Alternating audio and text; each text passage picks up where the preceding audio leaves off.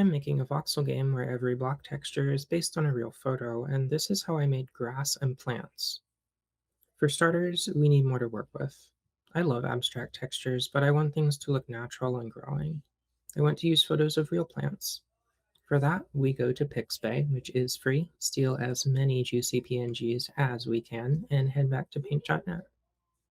For Papyrus, I upscaled our original texture and just trimmed away the blurry edges before taking a piece of this picture to get the bright green plant texture we see on these stalks. Then I overlaid the piece over the upscaled texture before trimming and blending the two together to add the feeling of extra leaves and stalks, and finishing with some noise for flavor. But we now have a problem. I have a bunch of 16 by 16 plant textures in my game folder right now. I want to double the resolution of all of them to use as a guide for my new photo textures, but if I upscale them, it looks like this. How do we fix this? Well, we can change the upscaling to nearest neighbor, but that doesn't add any detail or smoothness. It just creates these jagged edges that we'd have to smooth out manually, and I don't want to do that. Luckily, we have a solution, and that solution is quantization. Quantization works by reducing the amount of available colors in an image. Modern cameras and computers can handle millions of colors, but quantization dials it down to just 256 color values in total. That's the same amount that an 8-bit system like the NES had to work with. It's not a lot, but it's enough for pixel art. What's more interesting for us, though, is how this setting handles transparency. You see, images are made up of 3 primary colors, with a numerical value representing each. For all intents and purposes, transparency acts like a 4th primary color. It has its own numerical value for every pixel, and this is called an alpha channel. However, with only 256 colors, there's no room for this extra data to exist, which means that every pixel is forced to be either completely transparent or completely opaque.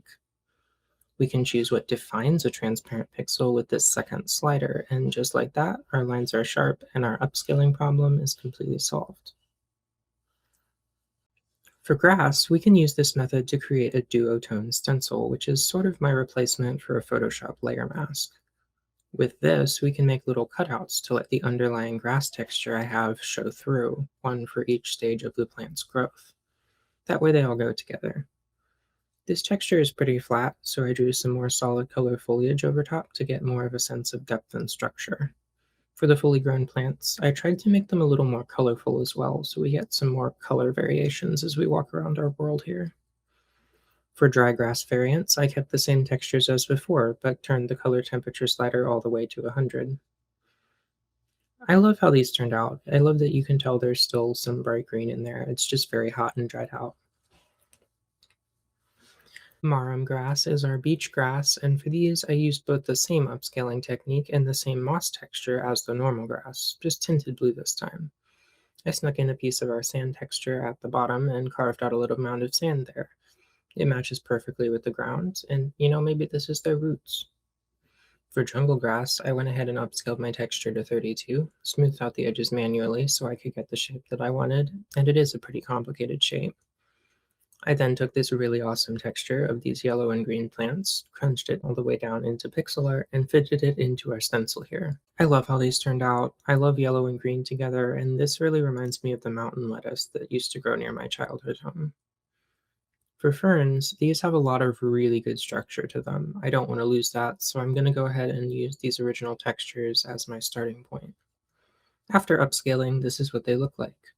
I really didn't want these to look flat, so I went ahead and used actual fern leaves for the background and blended that with the upscaled texture. Some added noise and some color changes, and here we are. We have quite a lot of bushes growing around our world, and unlike Minecraft bushes, these actually have a center. No weird singular woodblock, these have stems to them. How do we make these? What about a whole forest crunched down? Add some noise and play with the color temperature a bit to get these, and I think they fit with everything else wonderfully. And of course, we'll need to make separate variants for different biomes. Let me know what you'd like to see in the next one.